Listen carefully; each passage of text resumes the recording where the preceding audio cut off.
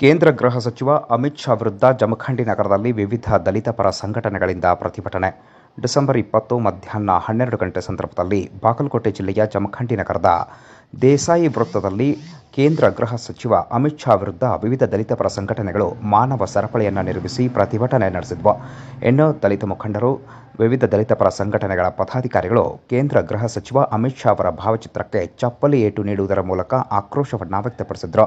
ಇನ್ನು ಈ ಸಂದರ್ಭದಲ್ಲಿ ಮಾತನಾಡಿದ ದಲಿತ ಮುಖಂಡರಾದ ಶಶಿಕಾಂತ್ ದೊಡ್ಡಮನಿ ಹಾಗೂ ರಮೇಶ್ ಬಳೋಲ್ಗಡದವರು ಅಮಿತ್ ಶಾ ಅವರನ್ನು ಮಂತ್ರಿ ಸ್ಥಾನದಿಂದ ವಜಾಗೊಳಿಸಬೇಕು, ದೇಶದ್ರೋಹದ ಪ್ರಕರಣವನ್ನು ದಾಖಲಿಸಬೇಕೆಂದು ಆಗ್ರಹಿಸಿ ತಹಶೀಲ್ದಾರ್ ಸದಾಶಿವ ಮುಕ್ಕೋಜಿ ಅವರ ಮೂಲಕ ರಾಷ್ಟ್ರಪತಿಗಳಿಗೆ ಮನವಿಯನ್ನು ಸಲ್ಲಿಸಿದರು. ಈ ಸಂದರ್ಭದಲ್ಲಿ ವಿವಿಧ ದಲಿತ ಪರ ಸಂಘಟನೆಗಳ ಮುಖಂಡರು ಉಪಸ್ಥಿತರಿದ್ದರು.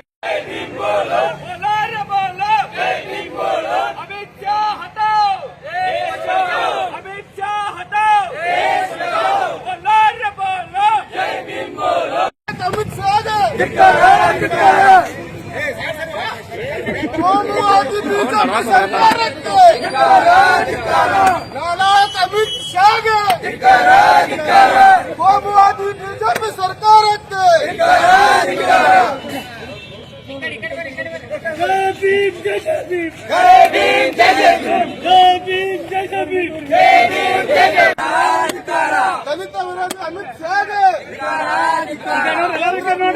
ಸರ್ಕಾರಕ್ಕೆ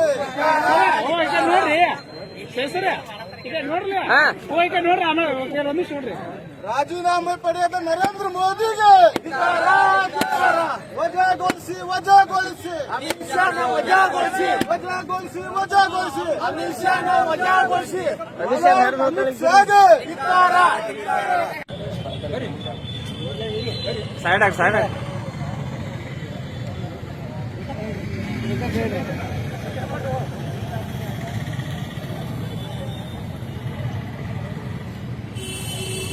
ಮಾತು ಮಾತಾಡ್ಯಾನ. ನಮಗ ಬಾಬಾ ಸಾಹೇಬ್ ಅಂಬೇಡ್ಕರ್ ಆಲ್ರೆಡಿ ನಮ್ ಸ್ವರ್ಗದಾಗ ಇಟ್ಟಾರ. ನಿಮ್ಮ ಮನುಸ್ಮೃತಿ ಏನಿತ್ಲ ನಮ್ ಕೊಳ್ಳಾಗ ಪಟ್ಟಿತ್ತು ಆಮೇಲೆ ಹಿಂದ ಕಸಬರ್ಗಿತ್ತು, ಅದನ್ನ ಬಿಡಿಸಿದಂತ ಮೇಯರ್ ವ್ಯಕ್ತಿ ಡಾಕ್ಟರ್ ಬಾಬಾ ಸಾಹೇಬ್ ಅಂಬೇಡ್ಕರ್ ಅವರು. ನಾವು ಯಾವ ಸ್ವರ್ಗದಾಗ ಹೋಗೋ ಅವಶ್ಯಕತೆ ನಮಗಿಲ್ಲ, ಯಾವ ದೇವರ ಹೆಸರು ತಗೋದು ನಮ್ಗೆ ಅವಶ್ಯಕತೆ ಇಲ್ಲ. ಯಾಕಂದ್ರ ಬಾಬಾ ಸಾಹೇಬ್ ಅಂಬೇಡ್ಕರ್ ಅವರ ಆಲ್ರೆಡಿ ನಮ್ಗೆ ಸ್ವರ್ಗದಾಗ ಇಟ್ಟಾರ. ನಿಮ್ ಮನುಸ್ಮೃತಿದಾಗ ನಾವು ಹೋಗಿದ್ವಿ ಅಂದ್ರ ಆಲ್ರೆಡಿ ನಾವು ನರಕದಾಗ ಇದ್ದೀವಿ. ಆ ನರಕದಿಂದ ಎಬ್ಸ್ಕೊಂಡ್ ಬಂದ ಸ್ವರ್ಗದಾಗ ಇಟ್ಟಂತ ವ್ಯಕ್ತಿ ಡಾಕ್ಟರ್ ಬಾಬಾ ಸಾಹೇಬ್ ಅಂಬೇಡ್ಕರ್ ಅವರು.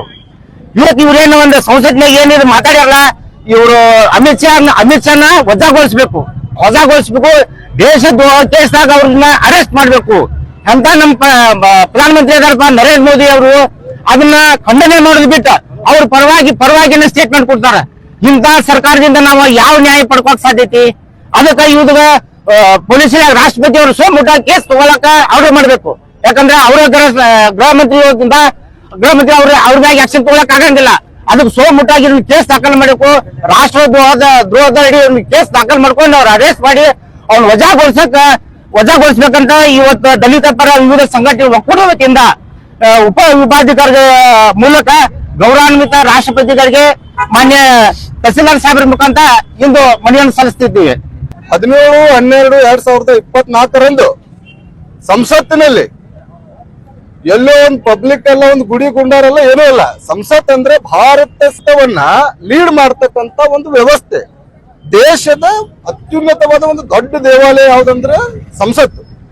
ಆ ಸಂಸತ್ತಿನಲ್ಲಿ ದೇಶದ ಅಭಿವೃದ್ಧಿ ಪರ ಚರ್ಚೆ ಆಗಬೇಕು, ದೇಶದ ಕಾನೂನಿನ ಒಳಿತು ಪರವಾಗಿ ಚರ್ಚೆ ಆಗಬೇಕು, ದೇಶದ ಆಂತರಿಕ ಮತ್ತು ಬಾಹ್ಯ ವ್ಯವಸ್ಥೆ ಕುರಿತು ಚರ್ಚೆ ಆಗಬೇಕು. ಆದ್ರೆ ಅಲ್ಲಿ ಈ ಬಿಜೆಪಿ ಸರ್ಕಾರ ಬಂದ ನಂತರ ಧರ್ಮ, ಜಾತಿ, ವರ್ಣ, ಲಿಂಗ ಇವ ಚರ್ಚೆ ಆಗ್ತಾವ. ತಮ್ಗೆಲ್ಲ ಗೊತ್ತಿರುವಂಗೆ ಇದೇ ಬಿಜೆಪಿ ಸರ್ಕಾರ ಬಾಬಾ ಸಾಹೇಬ್ ಅಂಬೇಡ್ಕರ್ ಅವರ ವಿರೋಧಿ ಸರ್ಕಾರ. ಬಾಬಾ ಸಾಹೇಬ್ ಅಂಬೇಡ್ಕರ್ ಅವರ ಸಂವಿಧಾನವನ್ನು ಒಪ್ಪೋದಿಲ್ಲ ಅಂತ ಹೇಳ್ಯಾರ, ಸಂವಿಧಾನ ಪ್ರತಿಯನ್ನ ಸುಟ್ಟಾರ, ಬಾಬಾ ಸಾಹೇಬ್ ರಾಷ್ಟ್ರೀಯ ನಾಯಕರಲ್ಲ ಅಂತ ಓಪನ್ ಸ್ಟೇಟ್ಮೆಂಟ್ ಗಳು ಕೊಡ್ತಾರ. ಅದ್ರ ಮುಂದುವರೆದ ಭಾಗ ಅಮಿತ್ ಶಾ ಏನ್ ಈ ದೇಶದ ಗೌರವಾನ್ವಿತ ಗೃಹ ಮಂತ್ರಿ ಅವ, ಆತನ ಬಾಯಲ್ಲಿ ಅಂಬೇಡ್ಕರ್ ಅಂಬೇಡ್ಕರ್ ಅಂಬೇಡ್ಕರ್ ಅಂತೀರಿ. ಆ ಅನ್ನೋ ಶಬ್ದ ಬದಲಿ ದೇವ್ ಭಗವಾನ್ ಶಬ್ದ ಹೇಳಿದ್ರ ನಿಮ್ಗೆ ಸ್ವರ್ಗ ಇಲ್ಲೋ ಪ್ರಾಪ್ತಿ ಆಗ್ತಿತ್ತು ಅಂತ ಹೇಳ್ತಾನೆ ನಾಲಾಯಕ. ಒಂದು ವೇಳೆ ದೇಶದಾಗ ಸ್ವರ್ಗ ಇರೋದು ಇಲ್ಲೇ ಆಗಿತ್ತಂದ್ರ ಬಾಬಾ ಸಾಹೇಬ್ ಅಂಬೇಡ್ಕರ್ ಅವರು 2500 ವರ್ಷಗಳ ಸುದೀರ್ಘ ಇತಿಹಾಸ ಹೊಂದಿರತಕ್ಕಂತ ಈ ಮನು ಧರ್ಮವನ್ನ ಸುಟ್ಟಾಕಿ ಕೇವಲ 50 ವರ್ಷದಲ್ಲಿ ಭಾರತದ ಇತಿಹಾಸವನ್ನ ಬದಲು ಮಾಡಿ ಇವತ್ತು ನನಗೂ ಒಂದೇ ಓಟು, ನಿಮಗೂ ಒಂದೇ ಓಟು, ನರೇಂದ್ರ ಮೋದಿಗೂ ಒಂದೇ ಓಟು, ಇದಲ್ವಾ ಸ್ವರ್ಗ?